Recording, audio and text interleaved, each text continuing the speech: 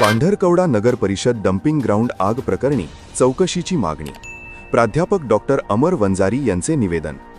पांढरकवडा शहरालगत असलेल्या नगर परिषदेच्या डम्पिंग ग्राउंडला लागलेल्या आगीच्या घटनेमुळे परिसरात मोठ्या प्रमाणावर धुराचे लोट पसरून वातावरण प्रदूषित झाले.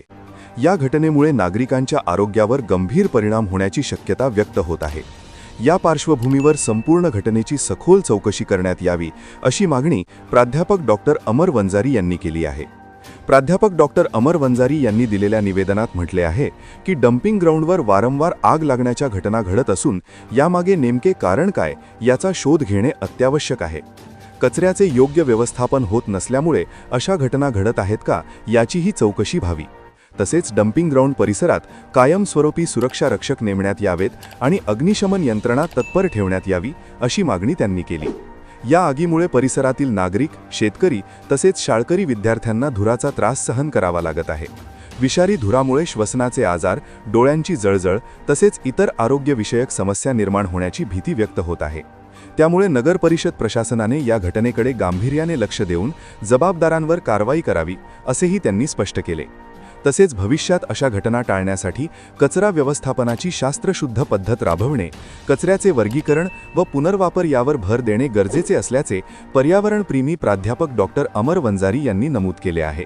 नागरिकांच्या आरोग्याशी संबंधित हा गंभीर प्रश्न असून तात्काळ उपाययोजना कराव्यात अशी मागणी त्यांनी प्रशासनाकडे केली आहे. स्थानिक वार्ता, स्थानिकांचा आवाज स्थानिकांसाठी. मित्रांनो, आपल्या समोर आहे प्राध्यापक डॉक्टर अमर वंजारी. कचरा कुंडीत भीषण प्रमाणात आग लागलेली आहे. या संदर्भात काही शास्त्रीय दृष्टिकोन आपल्यासमोर श्री अमर सर हे आपल्याला सांगणार. नमस्कार, मी प्राध्यापक डॉक्टर अमर वंजारी. या अगोदर सुद्धा आमच्या महाविद्यालयातर्फे आम्ही माझा कचरा आणि माझी जबाबदारी या उपक्रमांतर्गत याबाबतचं सविस्तर अहवाल नगर परिषद यांना दिलेला आहे. आग लागण्याचे कारण तुम्हाला सांगू इच्छितो. शास्त्रीय पद्धतीने जर हे जे काही कचरा आहे तो व्यवस्थित रचला न गेल्यामुळे किंवा टाकला न गेल्यामुळे सुद्धा इथे मिथेन हा वायू गॅस तयार झाल्यामुळे इथे आग लागू शकते किंवा लागली असेल.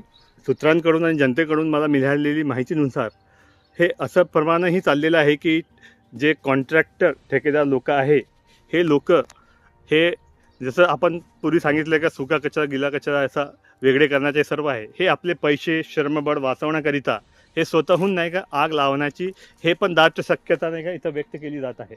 मे बी होऊ शकते. तर याच्यावर शासनाचे जे काही अधिकारी लोक आहेत यांनी तपासणी करावी आणि जो योग्य अहवाल आहेत तो योग्य अहवाल द्यावा आणि जे दोषी आहेत त्यांच्यावर कारवाई करावी अशी मागणी नागरिकांकडून होत आहे. कारण आम्ही आत्ताच बाजूच्या कॉलनीमध्ये जाऊन तिथे थोडीशी माहिती घेतलेली आहे. तर काल रात्रीपासून आणि सकाळपासूनच तिथे लहान मुले, वृद्ध नागरिक आणि महिला यांना श्वसनाचा त्रास होत आहे.